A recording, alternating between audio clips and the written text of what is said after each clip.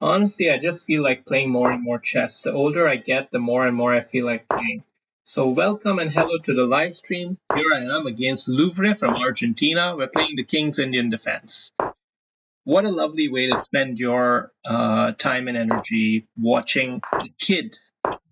And we've got an H3 variation, the Makaganov variation. I learned it from a free video.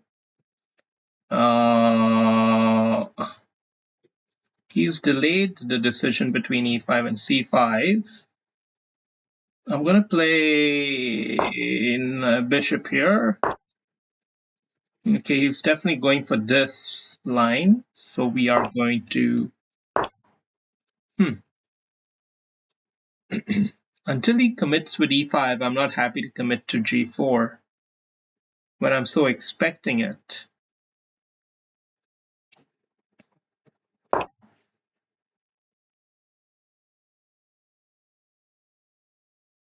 I don't have to go with g4. I can even just play a straight up castles here and play a different style.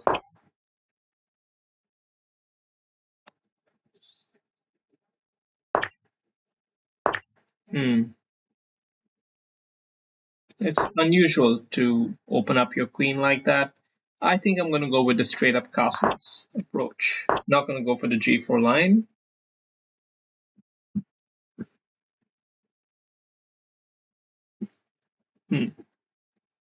Want to figure out how to handle this knight and this queen. Those are the two pieces I need to consider. I would love to be able to get a knight in here, but that's realistically not going to happen. Neither of these pieces can drop in there easily.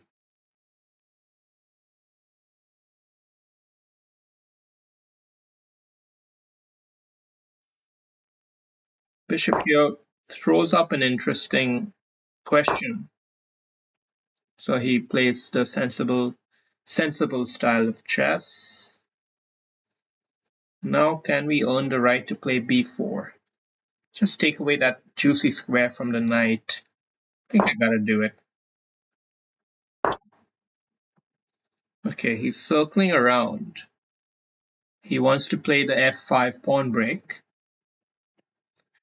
Now I can consider playing g4, even though I've castled on the king side.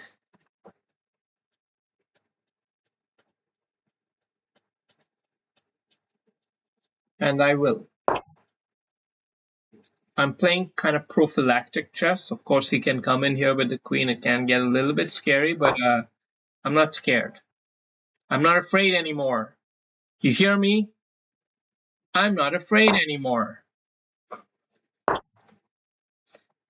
That's a line from Home Alone, and it's quite apt, even for chess, because many times players will not play certain lines which they intuitively, instinctively know to be the correct line, because it's too scary.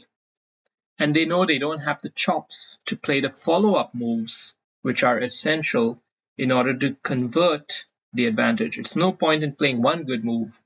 Very often, the better the move you're playing, the more good moves you need to make in a row in order for that legendary move to actually matter. So, he's I'm not really sure what he's up to. I'm gonna just try to like go more on this side, I guess. He wanted to trade off his bad bishop. Right. What if we open this up first? Is that good for us? No. Should we? Yeah. Do I want to allow him? I want to leave the option open. I haven't yet decided if I want to take with the pawn or the queen. I might want to take with the pawn, actually, just to open up the file for the rook. Yeah, probably I will do that. The next moves are probably going to be on this side of the board. I think the time has come to start advancing here, even if at the risk of giving up the square. Very cute little move. I'm not going to take it. He can solidify his piece, but I'll get a nice square for the knight.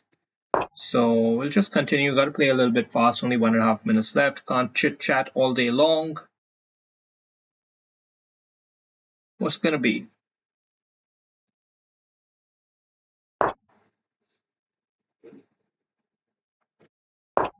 Okay, I'm pretty sure he's committed to not doing this. I want to keep open the option to play h4 myself.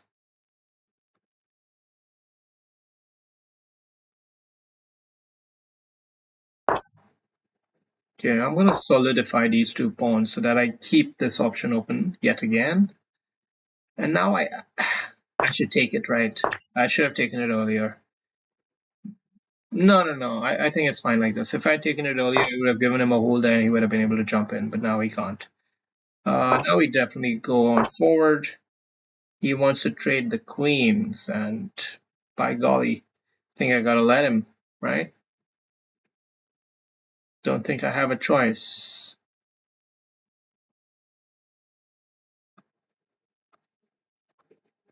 Okay. Let's see if he's gonna lock it up. Okay.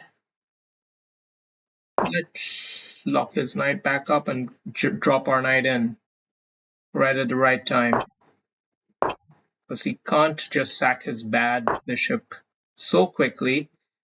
We can cause some mischief. That's all we want to do, is cause a bit of mischief. Ruffle a few feathers, you know. Okay, now let's think. How do we handle this?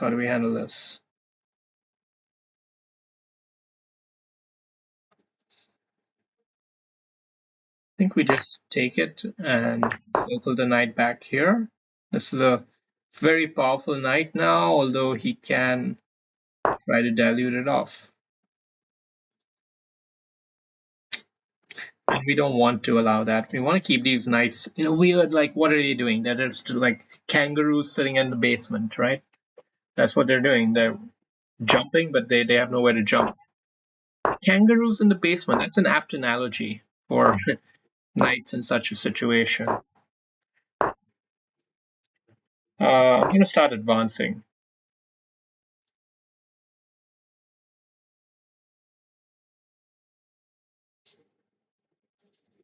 We need to try to win one of these pawns. That's the key. Okay, now he's getting disconnected. And pressure should start to pile up on him a bit. Oh. Okay, only 15 seconds left. Shit. Play fast. We can drop our knight in. Definitely gonna drop our knight in next. Yeah. He can't take it. If he takes it, I take with check. The rook. The knight is pinned. Badly pinned. Game over. We just gotta play fast now. Gotta make sure we don't just blunder this on time.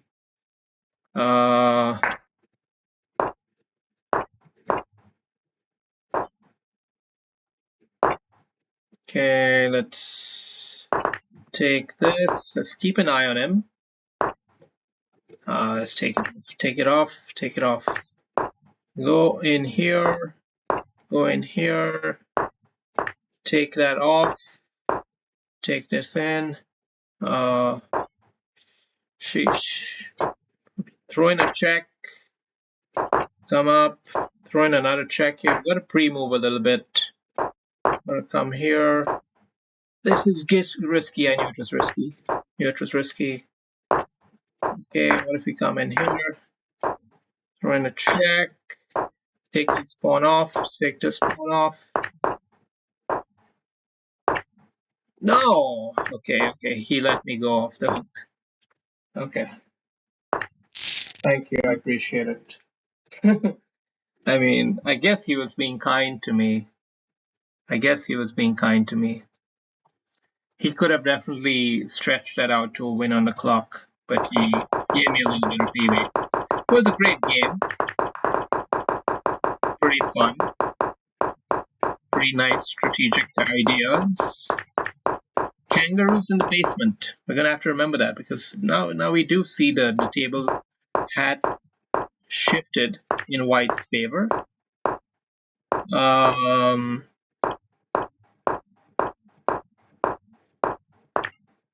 definitely had a big edge here. Yeah, the game was totally in my court, but finishing it off is a different matter.